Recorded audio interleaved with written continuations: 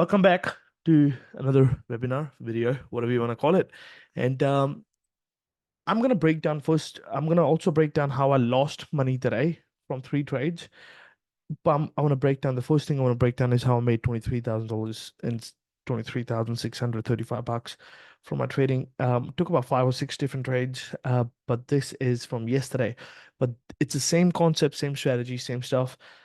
Today I lost money. Yesterday I made money, so that means just because one day shit doesn't work or one day shit works, that doesn't mean you go heavy after a day when stuff's worked, um, or you go super light, or you start like a lot of people do this, where when one day the systems don't work, they try to teach market a lesson. They're like, I'll teach you who's the boss. Um, and they get hurt. This is one big problem. A lot of people go through this. Um, you just have to find peace with not every day is going to be a green day, not every day is going to be a red day. You just gotta keep going as long as you're in the business. Imagine if you pretty much like imagine if you get out of business, like basically go broke, and tomorrow is going to be your best trading day, but today you fucked up to a point where you just can never come back. Those are the things that are gonna hurt you. All right.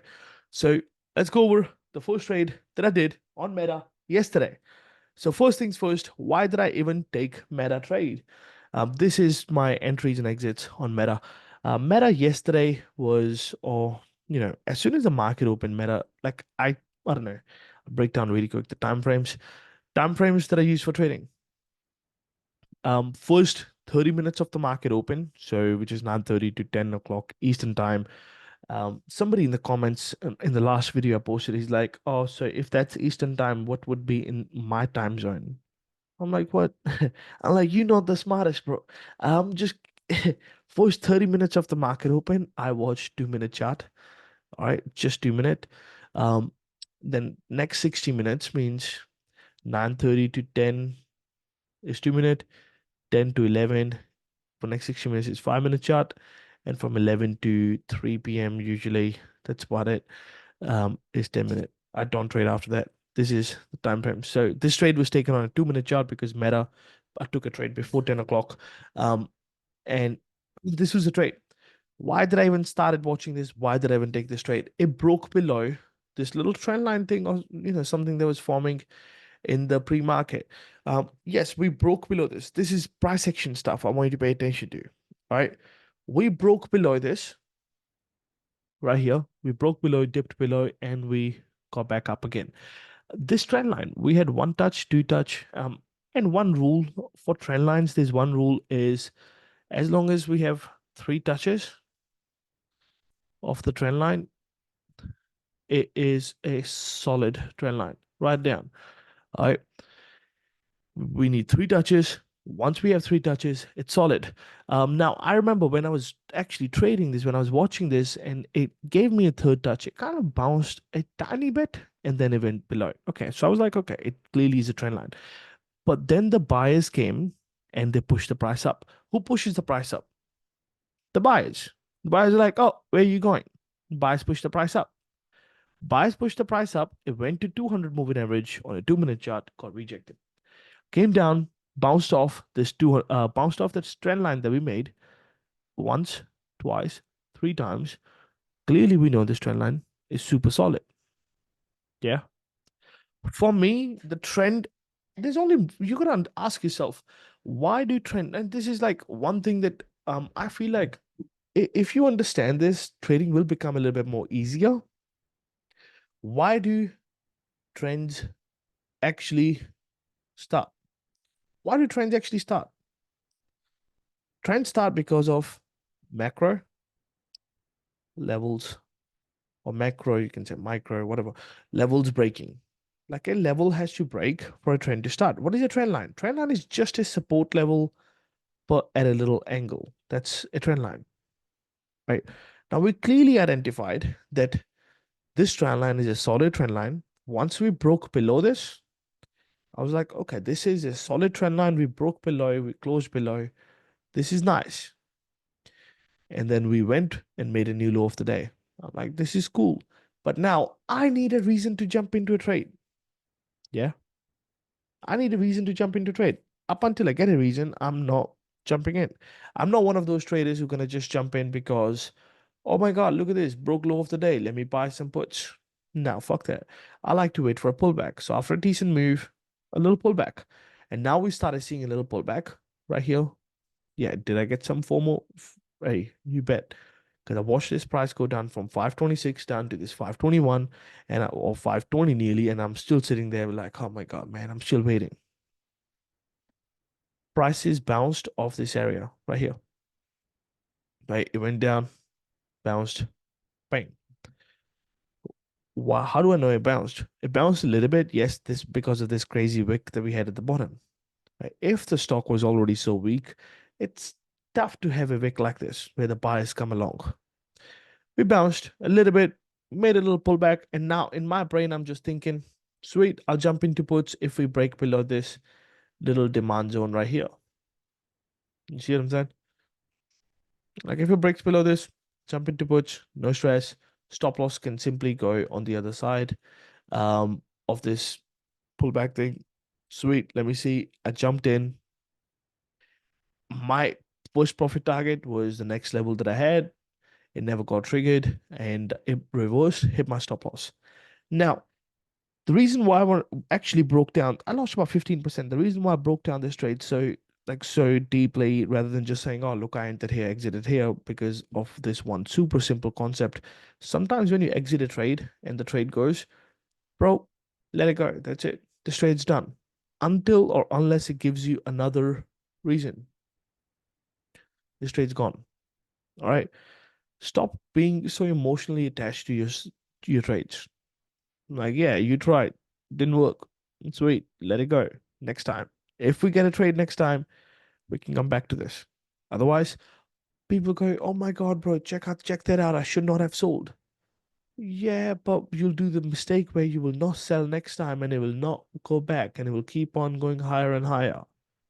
I'm sure this has happened to some of you that's watching this, where stock just you didn't one day it kind of stopped you out and it went and you're like, oh, next day I will do this, bro.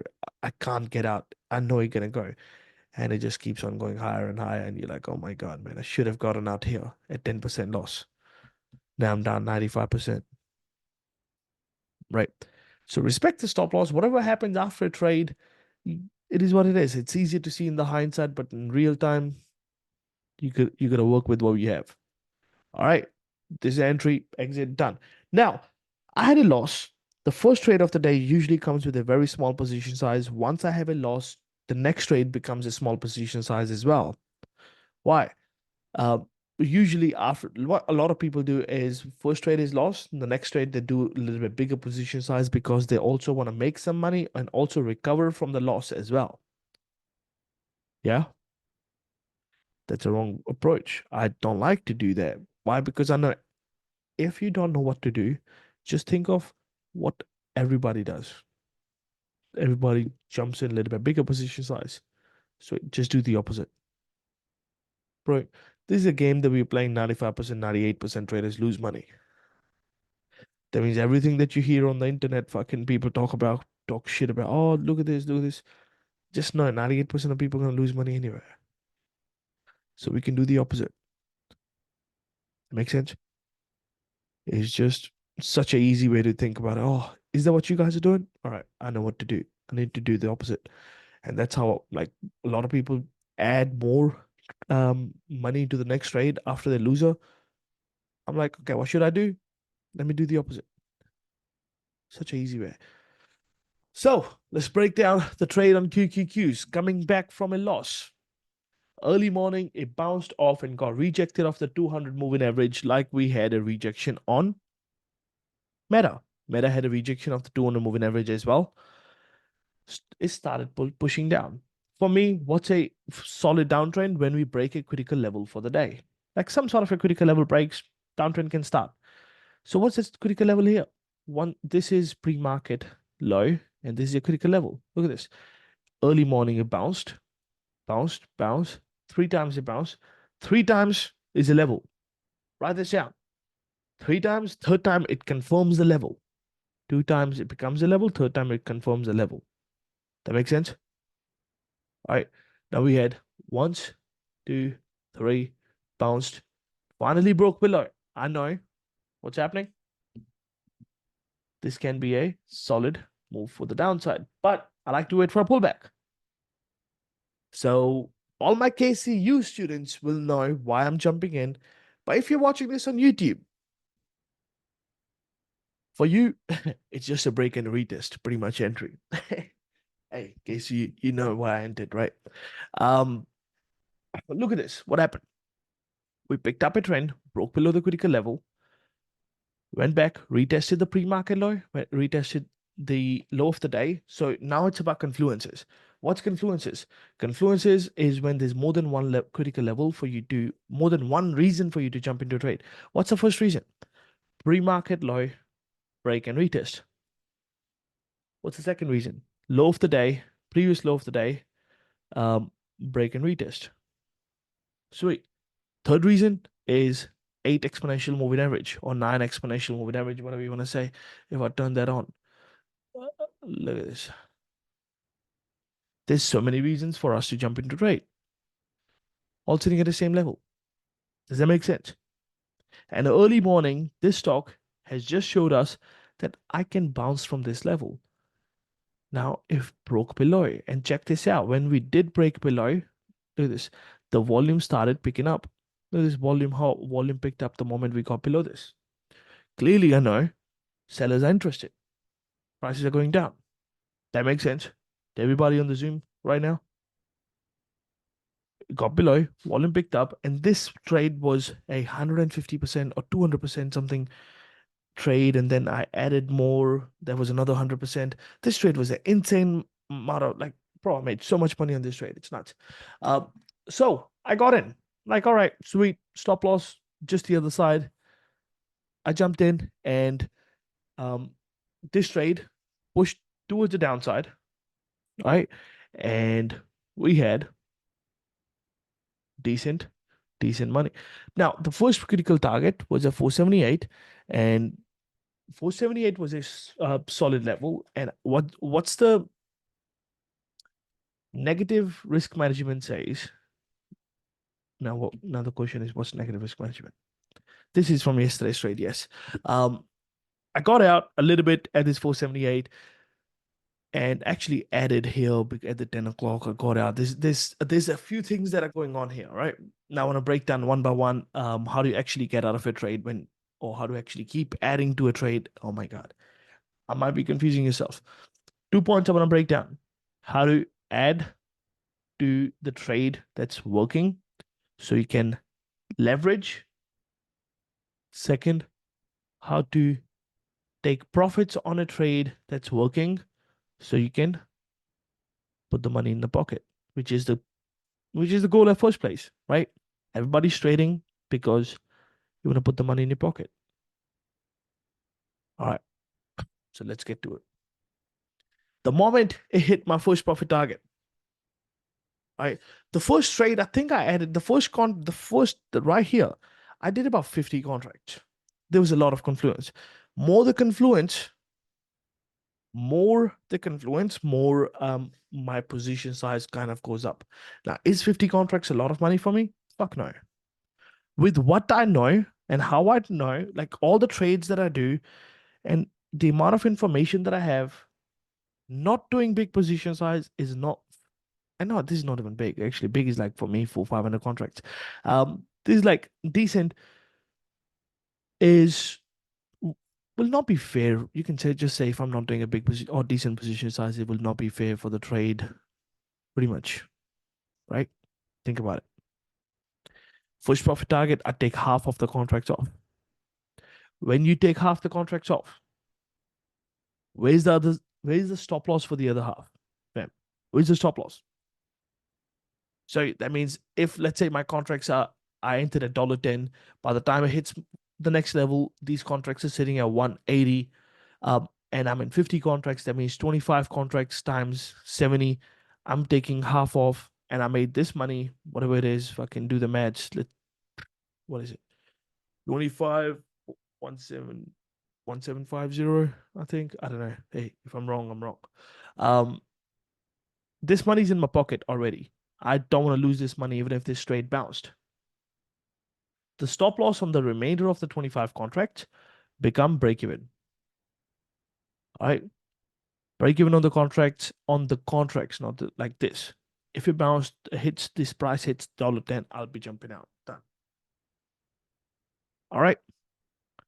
Now, I added more. Why did I add more? Check this out on the, because what did I say about the time frames? As soon as 10 o'clock hits, I jump to 5 minute chart. Check this out on a 5 minute chart. We had we had a pullback. We had a decent move. As soon as I switched the time frame, I'm like, oh my goodness. Oh my goodness. This looks absolutely insane. I'm like, this looks good. It pulled back, it hit the Fibonacci level. So Fibonacci points, usually if the trend is like this, you want to grab your Fibonacci point. You want to grab your Fibonacci point, drop it from one point to the next. You will get all these lines. And I'll give you my settings for Fibonacci. You can take the screenshot. Please, these are the settings that I have. You can take the screenshot. Maybe your Fibonacci right now will say all these weird fucking colors. I don't like those weird colors. I like just these. And these are my favorite 0.236 and 0.382. And these are the settings right here. Sweet. Background's fully sure. Done. Best. It just works the best. All right. Sweet. Now, it hit my Fibonacci. Fibonacci is a reason for me to jump into a trade. It's enough reason. And then, of course, not as soon as it hits, the wait for the candle to close, hit, wait for it to close, becomes a reason for you to jump into a trade straight away. That's where I added. I'm like, sweet, the trade's already working. I'm already up. And I already took a little bit off. Actually, yeah, took a little bit off after I added. Yeah, yeah. I added more, then took a little bit off. I know you could have been like, man, there's no point adding. Tell me about it. Some mistakes I made. I added, took a little bit off because my level fucking got triggered. But I added more than what I took off, so it was all right. The trade. This is how the trade went. Where would the stop loss would have been? I'll let you answer it. Where would the stop loss would have been for this particular ad? Where would the stop loss be if I'm jumping in, adding here? Let me know in the Zoom chat, please. Where would the stop loss be? No, for the ad, not the break even, but for the ad. Because every single trade has its own stop loss. Right? This is one big problem that a lot of people usually have is they're like, oh, but stop loss. No, the stop loss, every single ad that you do has its own stop loss. All right. For this stop loss would be just the high of not the high, like kind of the Fibonacci level. As soon as it breaks the Fib level, I'm out. Done. Okay. The trade worked. Next level got triggered. Yeah, did this make me uncomfortable? This move? Did this make me uncomfortable? You bet it did. I was like, oh my God, man, I'm gonna hit my stop loss. But I'm not a sort of, please never react. You stop reacting to what's market doing, right? You need to act what the market is doing. So in this case, I if I would have reacted, I would have jumped out of a trade based off this crazy wick at the bottom. Who pushes the wick? It's the buyers. But me knowing what I know, I need to act. That means if I need to jump out, I need a reason. And only time to act is when my stop loss gets triggered. Otherwise, everything's a reaction. Unless or until something gives you a reason to act, and you are um and you're doing something without actually that particular reason, you're just reacting to your insecurities pretty much, right? Oh my God, it might hit the stop loss, and your fear, your insecurities are pretty much taking over. And stop reacting, man. Act when it's time, when the market tells you it's time. All right, trade went down. I'm like, oh my God, hit the next level. What do I do? Out of the total contracts that I have, let's say if I have 80 contracts by now, I'm gonna take 40 off. Where's the stop loss for the remainder 40 now? That's a question. Should be pretty easy. Where's the stop loss for the remainder 40? break even. Why? Because I just took profits, I just put the money in my pocket, and like Nipsey Hussle says, all money in, no money out. The money's in my pocket. Done. Right? And now it gave me another freaking entry. It broke the critical level, retested the critical level. It gave me another freaking entry right there. And this red arrow, pretty much where I added. Again, so how does this whole thing works? Let's say if you I want everybody to kind of pay attention to my screen right now, all right? Let's say you were in 80 contracts, you took 40 off, right here, the moment it hits, and then it gives you another entry. My whole point is I need to re-add the profits that I took. So right here, I took 40 off. That means I need to add another 40 minimum so I can get back to my whole position that I had, but I already took those profits off. It's in my pocket. I don't want to be like, I don't want to go into a trade. If I made, let's say, 1500, for example, I don't want to just have a risk of another 1500. This money is already in my pocket. I don't want to play around with this money. Does that make sense? So what did I do? But at this stage, I think I was in 478 puts, but this is deep in the money now, 478 puts here. I had entered 478 puts when the prices were like 479. I'm already in the money now. So at this stage, when I added 40 contracts of 475. That makes sense? So this is where I'm like just, using next option contract,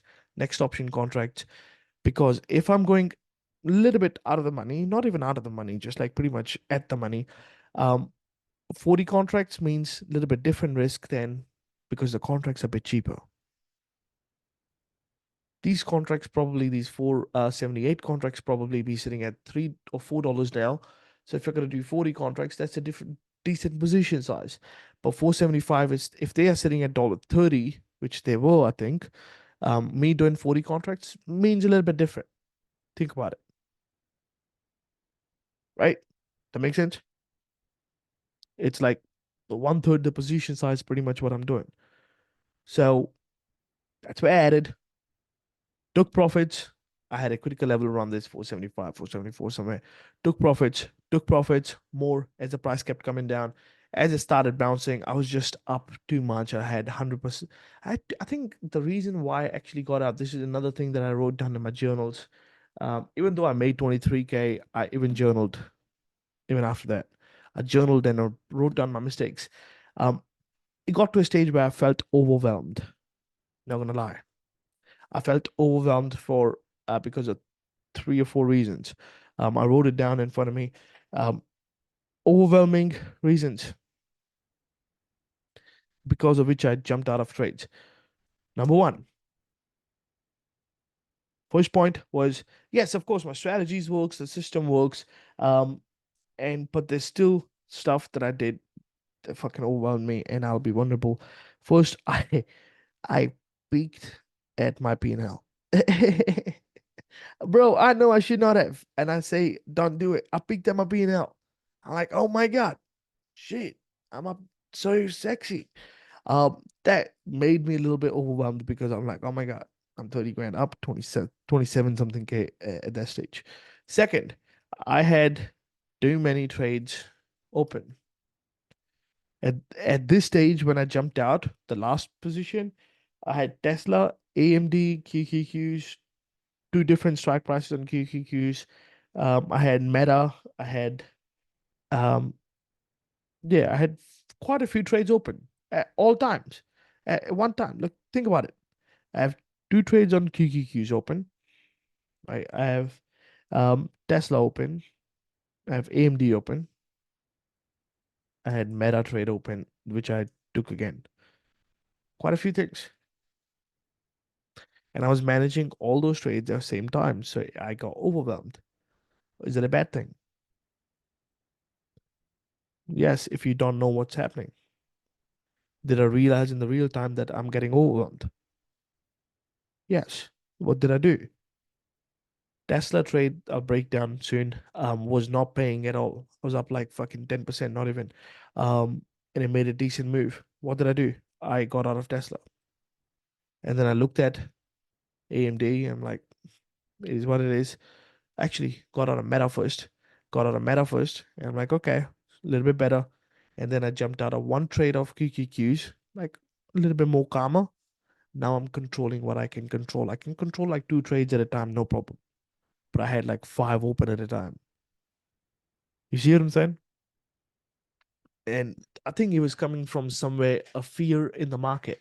So it has happened to me in the past, like what happened to QQQs today. We were trading at the low of the day, it pushed towards high of the day within a fraction of a second or like a minute or two. This has happened to me in the past where I was in puts play. Like, think about it, how traumatizing this sounds. I had five or six trades, all puts. All right. I'm betting all the prices go down. I'm up decent. I'm like, oh my God, I'll let my runners run. Somehow, within a minute, yo, stocks went from low of the day to high of the day.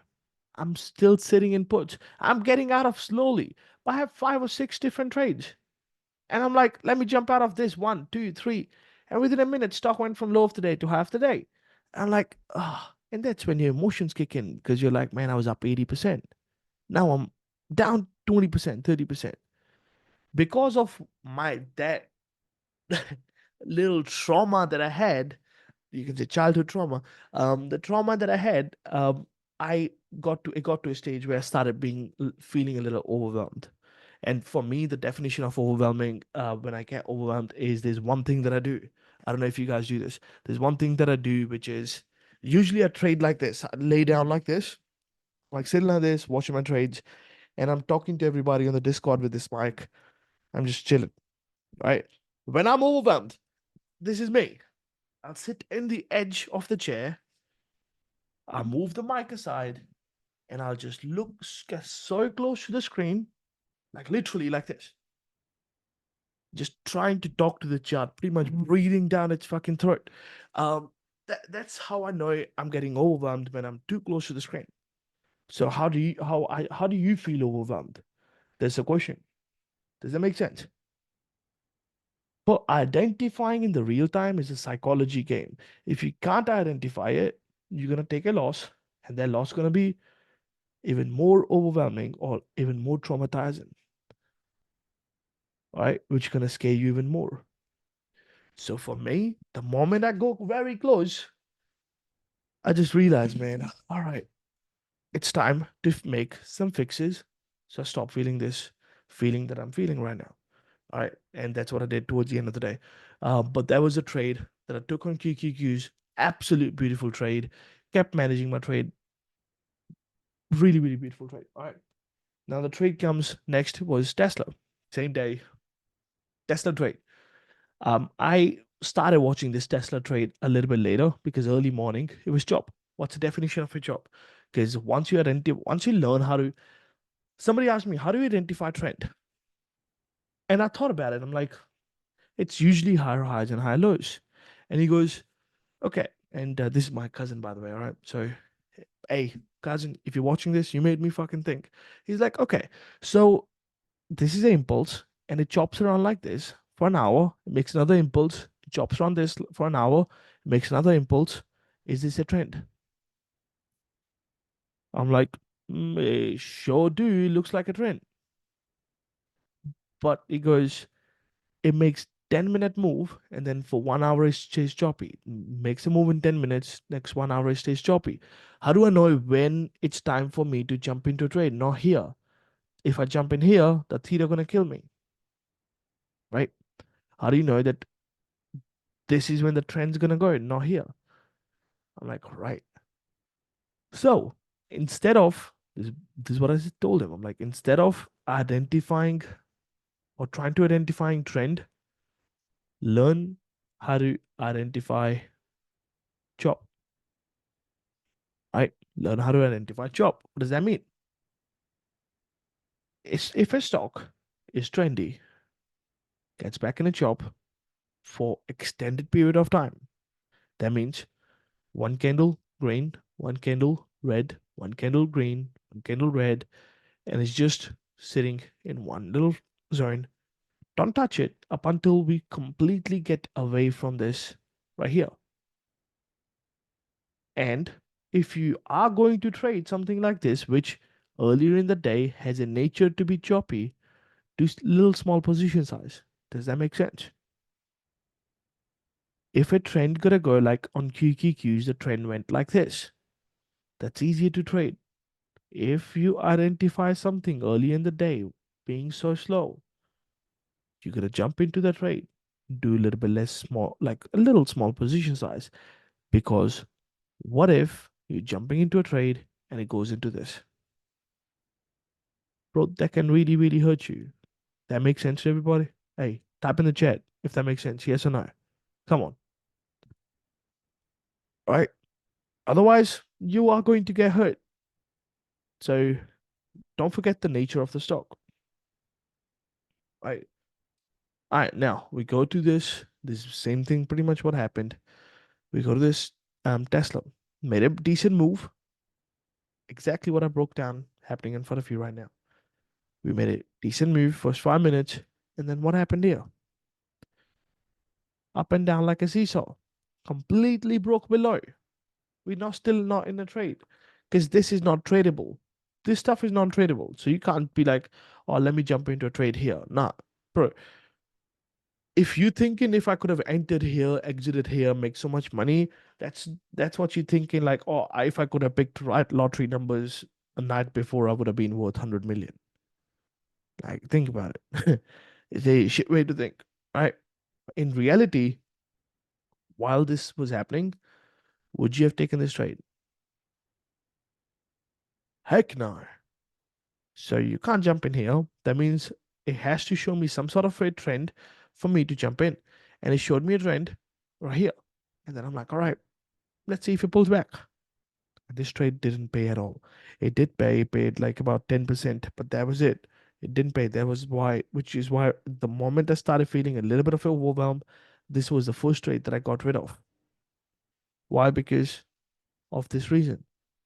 I'm like, sweet. If I have to get rid of something, I gotta get rid of the ugly one. This sounds bad, but if I have to get rid of something, get rid of the ugly one. And this was the ugly one. So I chucked it out. I jumped in the moment it broke, the moment it bounced. This is the point it bounced. It broke below this demand zone pretty much. I jumped in. Stop loss was the other side. That makes sense? Yes. Beautiful trade though. Beautiful trade, beautiful executions. I jumped out 10%. I'm like, no problem. I'll take it. He said, bro said, he said, bro legit said, I'll get rid of the ugly one. Right. But that was an ugly trade. It is what it is. But AMD trade was pretty nice. AMD trade paid. Um, Same concept, pretty much everything same. 152 was a critical level, and I was waiting. And you know why this trade worked though? Check this out, yo. This trade worked because on a daily chart we were trading at 200 moving average. And think about it. Yesterday's high is sitting at 158. If you go on a 5 minute chart really quick, from yesterday, what's the high?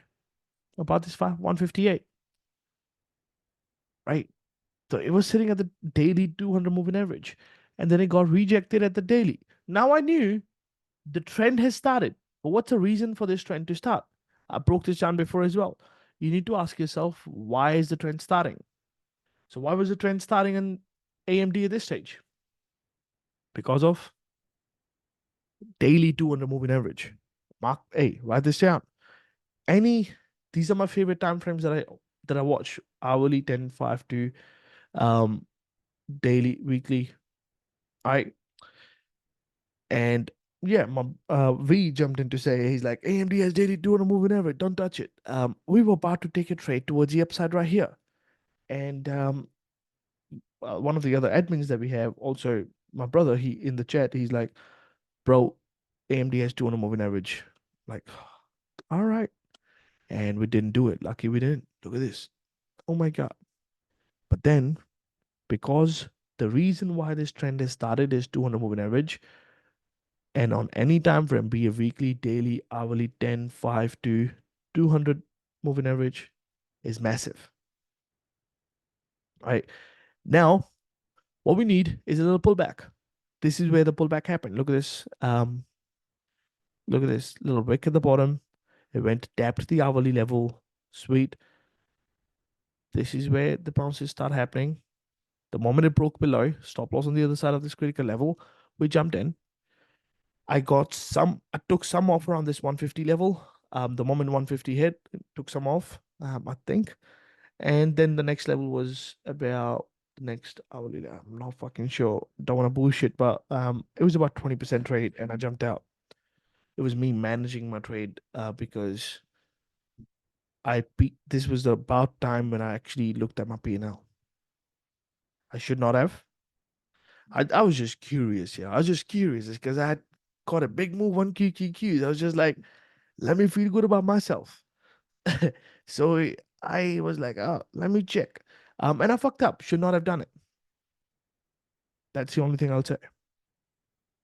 That makes sense. Should not have done it. But it is what it is. But this is a beautiful trade. Sweet. So the rule here, and don't be a smartass and look at P&L in the middle of the day. Look at your P&L, yeah, but at the end of the day.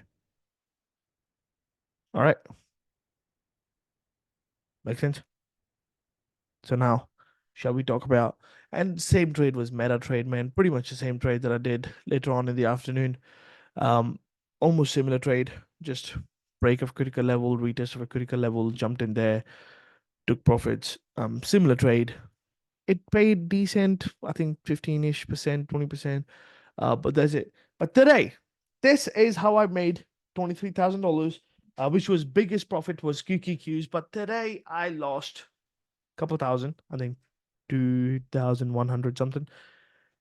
And I took 3 trades. Shall we quickly talk about it or don't worry about it?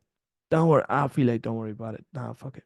Don't worry. All right, we'll break it down. The first trade today was Amazon. Amazon was the first trade, and somehow Amazon was probably my favorite trade as well. For earlier in the day. Why? Amazon broke below yesterday's low, which is cool. Amazon broke below pre-market low, which is cool. It made a solid trend, which is nice.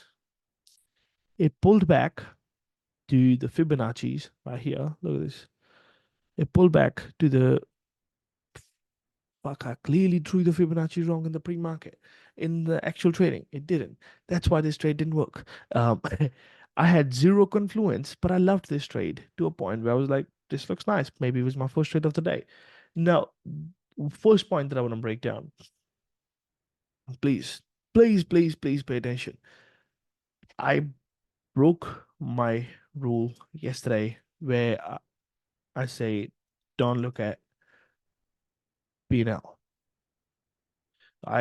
So I finished the day yesterday on a shit vibe. Think about it. All right. I was happy, bro. I was happy. But I finished it when I was journaling. I had a shit vibe from my trading. Because towards the end, when I was taking the profits was um only because I wanted to just call it a day and don't be up over $20,000 still. All right. So I had a shit vibe for my trading. Still made a decent amount of money. So now, today, first trade of the day, um, was small position size just because of this.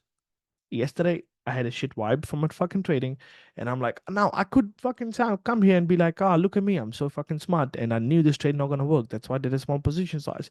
But in reality, because I had a shit vibe from my trading, and also first trade of the day is usually small position size, that's why I did small position size one because the first trade, and I even did smaller position size because of how I finished my day yesterday. That makes sense? I just didn't feel comfortable. There was a there was a time before the market opened where I was like, man, I think I should just not trade at all. Was it just because I broke my rule? No, it was just like one of those days where, sometimes as soon as you wake up, you're like, I don't feel like trading today. Have you guys, anybody ever gone through this? Where you're like, man, I don't feel like trading. I feel like just staying in bed. I feel like just going back to bed.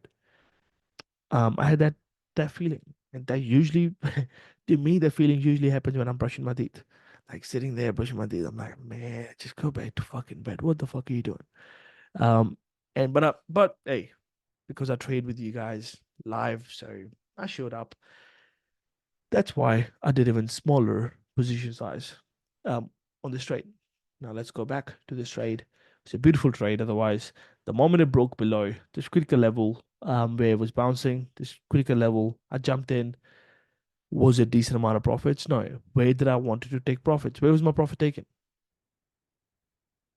On a daily chart, it had 200 moving average sitting around this 172. So I was like, it can come down to 172. That's where my profit taking would be. That makes sense. So like, sweet. If it comes down to 200 moving average on daily, I'll get it out. But and what happened was it never came down to 172, and I'm still sitting in the trade. Stop loss is just on the other side of this. I'm still sitting there, freaking waiting. And guess what? My stop loss never got. My profit target never got triggered. So what did I do? I sat in this trade for freaking half an hour, babysitting this trade, and I hate babysitting trades.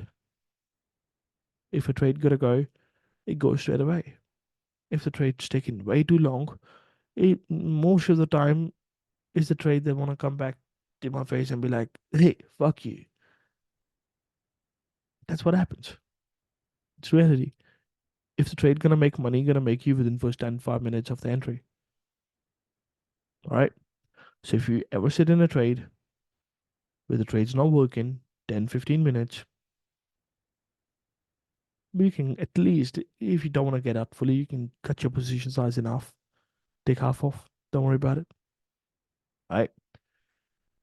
Hit the stop loss. It is what it is. No problem. Now the next trade, because this first trade is small position size, and the next trade is, if not smaller, smaller than this, it's still the same position size up until I hit my first green trade of the day. First trade is red, Amazon. Right. Let's look at the other one, which is QQQs. Same concept, same time frame. I was still trading on a 2 minute chart because first half an hour, I was watching this. It pulled back. It started making a little downtrend. It pulled back to the fibs right here. All right, pull back to the fibs. Pull back to the pre-market low. Look at this. Yesterday's trade, we pulled back to the pre-market low, and it made such a decent move down. Think of this. There's a pre-market low, pull back, entry, and we made a decent move down. Same concept today. Pull back to the pre-market low. Same concepts. We jumped in. What happened? We jumped in. Actually, this trade turned out to be 20% loser, and it hit the stop loss just above the fib. What happened here? Think about it. Same concept, same trade, almost the same trade. Yesterday we made 150. Actually, there was 150%, and then the other one 100%. So you can say 250%, right? Today I lost 20%.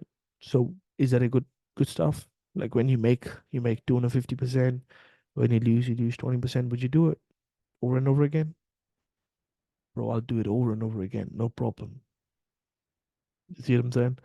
And also the reason why I didn't get so upset about this trade not working was, what I do is, as soon as I take my first trade and that becomes a loser, the next trade becomes even a little bit more smaller. If that becomes a loser, the next trade becomes a little bit more smaller up until I hit my first green trade. The moment I hit my green trade, next, this is me.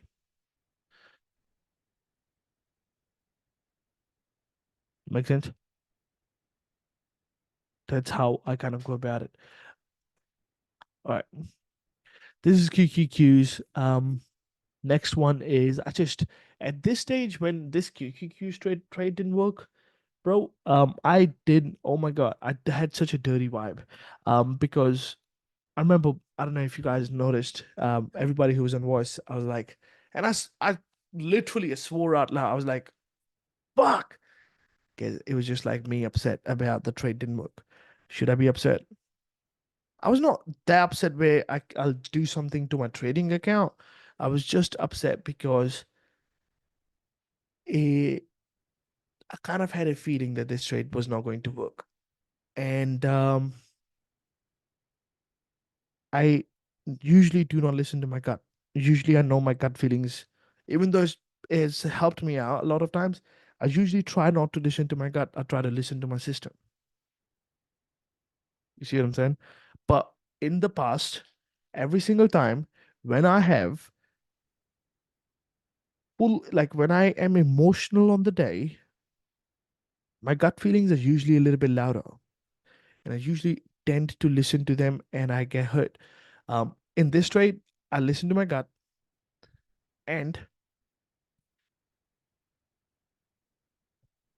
I should have, personally speaking, I should have, I didn't listen to my gut. Personally speaking, I should have listened to my gut. Why? Because we had news coming out, we had consumer confidence numbers coming out, we had after on a daily chart. I did this fucking after my trade finished, after my journaling, going on a daily chart. Look at this. We took a trade at such a freaking critical level. Man, what the fuck? Can't even see shit. Hang on. Come on. Jesus Christ. Uh, hide drawings. All right, sweet. So we took a trade at such a, he said, I feel the same. I don't know how to explain the feeling. It's the feeling of we took a trade at a critical trend line or a critical level that was forming on a daily chart. Usually I do not watch the daily chart, but I check it for big critical zones, and this is a critical zone. Oh my God, man, what the freaking heck. See, I'm getting annoyed now. I'm getting annoyed at this. I'm getting annoyed at this chart. This is such a critical zone where the prices has bounced and rejected off quite a few times in the past. Do you see it? On a daily chart, we're rejected. And how I check the rejections are usually how far did it go after it got rejected. Look at this. It went down, bro. It went down 50 freaking dollars on QQQs.